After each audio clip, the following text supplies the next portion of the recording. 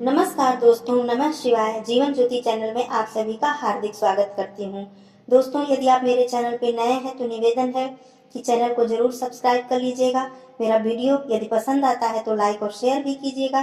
Bell icon को press करना बिल्कुल मत भूलिएगा। आइए बात करते हैं पितृपक्ष पर।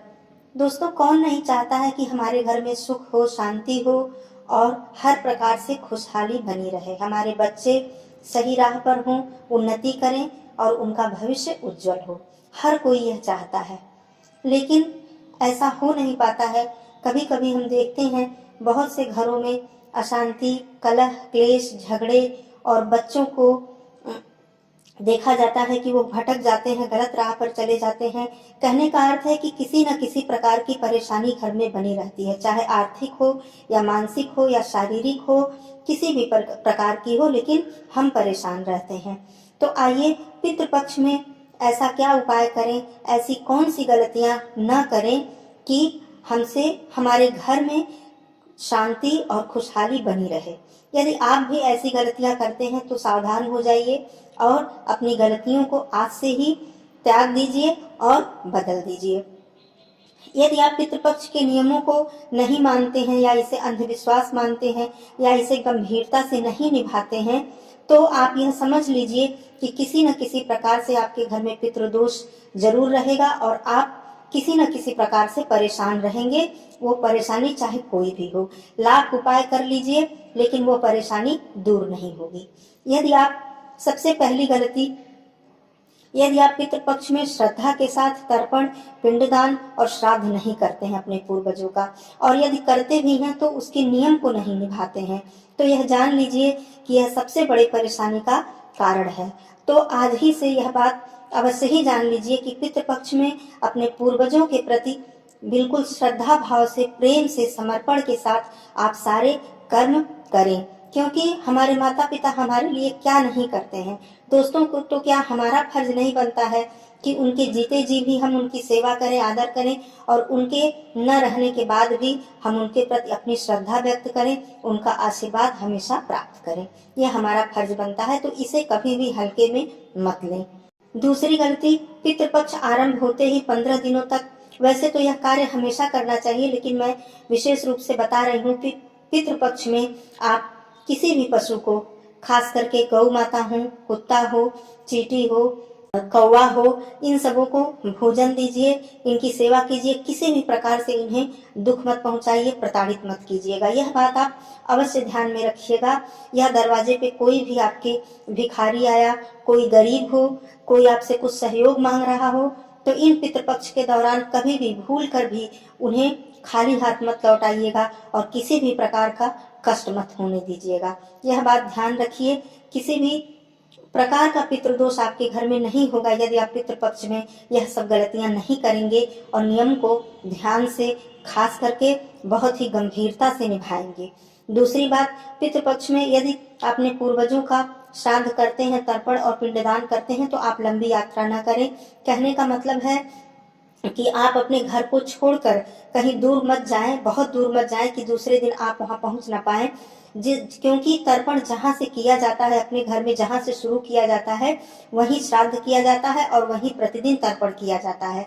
तर्पण का अर्थ वही जो पानी देने को कहा जाता है, आम बोलचाल भाषा में उसको तर्पण कहते हैं। तो यह ध्यान दीजिएगा, ऐसा नहीं है कि कोई आवश्यकता पड़ी और आपने 1 दिन 2 दिन तर्पण किया, फिर आप कहीं चले गए, फिर 1 दिन 2 दिन बाद आए। ऐसा बिल्कुल भूल कर मत करिएगा। आपके पितृ अतृप्त रह जाएंगे और उन्हें कष्ट होगा, और उन्हें कष्ट होगा तो जरूर आपको किसी न किसी प्रकार का दोष लगेगा।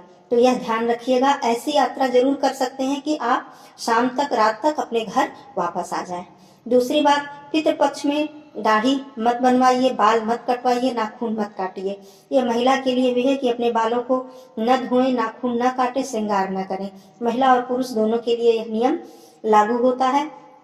तो यह करने में मुझे नहीं लगता कि अपने माता पिता के निमित्त यदि हम थोड़ा सा नियम निभा लें, उनका आशीर्वाद ले लें, तो हमें किसी प्रकार की परेशानी होगी, बल्कि हमें उनका आशीर्वाद मिलेगा। हमारे पितृ, हमारे माता पिता, हमारे पूर्वज प्रसन्न होंगे।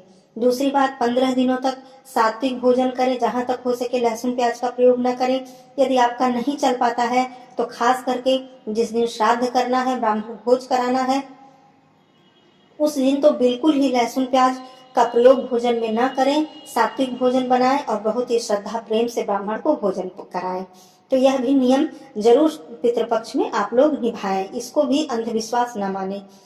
और एक गलती क्या ना करें, यदि आप मांस मदिरा का सेवन करते हैं तो निवेदन है कि पितृपक्ष में बिल्कुल आप सोचिएगा भी मत कि इस तरह का कोई कार्य आप करें, आपके पितरों को कष्ट पहुंचे, वो नाराज हों और आपके ऊपर किसी भी प्रकार का दोष लगे। तो मांस और मदिरा का सेवन करना तो दूर, आपको सोचने का भी हक नहीं है पितृपक्ष में। आप इतना नियम, इतना त्याग तो अपने माता पिता के लिए कर ही सकते हैं। दोस्तों, और क्या गलती ना करें, पितृपक्ष के दौरान ऐसा आप ध्यान रखिए कि आपके द्वारा किसी को कोई कष्ट ना पहुंचे, कोई पीड़ा ना पहुंचे, कोई चोट ना पहुंचे। तो इस बात का ध्यान रखिए। पता नहीं किस रूप में आपके पितर, आपके पूर्वज इस धरती पर आए और आपके साथ होते हैं, आपको देखते हैं, आपके कर्म को देखते हैं, आपके व्यवहार को देखते हैं। तो इसलिए इस बात का अवश्य ही ध्यान रखें। और क्या गलती न करें, यदि आपके माता या पिता में से कोई जीवित है, मान लीजिए आपकी माता है, पिता नहीं है, या पिता है माता नहीं है, तो वैसे तो ये हमेशा के लिए है। उनको प्रेम करिए, श्रद्धा से उनका आदर कीजिए, उनका आशीर्वाद लीजिए। लेकिन पितृपक्ष में खास करके यदि आप दोनों में से एक कोई नहीं है और एक जीवित है, तो उनका विशेष रूप से ध्यान रखिए, उनका आशीर्वाद रोज लीजिए, पैर छुइए और उनसे अपनी की हुई किसी भी गलती की माफी मांगिए, जिससे कि उनके जो साथ, मतलब अगर माता है तो आपके पिता नहीं है, तो पिता देखेंगे कि हाँ, माता का आप इतनी सेवा कर रहे हैं, उनका आशीर्वाद ले रहे हैं, तो उन्हें भी बहुत ही ज्यादा प्रसन्नता होगी। और मैं बताना चाहती हूँ कि पितृपक्ष में आप प्रतिदिन अपने पिता या माता या बाबा दादी, जो भी आपके पूर्वज हैं, उन्हें नमस्कार कीजिए, मन ही मन उनका आशीर्वाद लीजिए और अपनी की हुई गलती की क्षमा मांगिए। और प्रतिदिन ये नियम से करिए, वैसे तो हमेशा करिए, लेकिन पितृपक्ष में अवश्य ही करिए।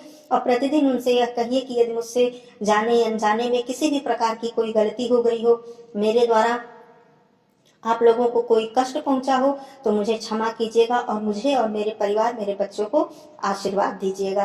तो इस प्रकार यदि आप दिल से बोलेंगे, श्रद्धा से बोलेंगे, तो अवश्य ही वो सुनेंगे। और माता पिता कब अपने बच्चों को आशीर्वाद नहीं देते हैं, हमेशा देते हैं, जीते जी भी और इस दुनिया से जाने के बाद भी वो यही चाहते हैं कि हमारा परिवार, हमारे बच्चे सुखी रहें। एक और मैं महा उपाय बता देना चाहती हूँ कि यदि आपके घर में हर किसी भी प्रकार की परेशानी चल रही हो, कलह क्लेश, आर्थिक परेशानी या घर में किसी भी प्रकार की दिक्कत, तो अपने पूर्वज की कोई तस्वीर, अपने पिता या दादा जी की जो नहीं है इस दुनिया में, मृत पूर्वज की कोई तस्वीर अपने घर के दक्षिण दीवार पर टांग दें। यह कार्य कब करें? जिस दिन आपके मृतक पूर्वज की तिथि हो। तिथि के दिन यदि यह कार्य आप करेंगे तो देखेंगे कि बहुत ही लाभ आपको मिलेगा और चमत्कारिक लाभ मिलेगा। धीरे धीरे आपके घर की परेशानियां दूर हो जाएंगी। तो साथ में मैं यह महा उपाय भी बता दी हूँ मैं आपको, और आशा करती हूँ कि आप इसे अवश्य ही करेंगे। जितने भी नियम मैंने बताए हैं, जितनी भी गलतियां मैंने बताई हैं, हाथ जोड़कर निवेदन है कि ये गलतियां आप ना करें। किसी भी प्रकार का दोष आपके ऊपर नहीं लगेगा। आप हमेशा सुखी रहेंगे, प्रसन्न रहेंगे, खुशहाल रहेंगे। आशा करती हूँ यह वीडियो आपको पसंद आया होगा, तो एक लाइक कर दीजिएगा, शेयर कर दीजिएगा। फिर मिलती हूँ अगले वीडियो में। तब तक के लिए नमस्कार, धन्यवाद, नमः शिवाय।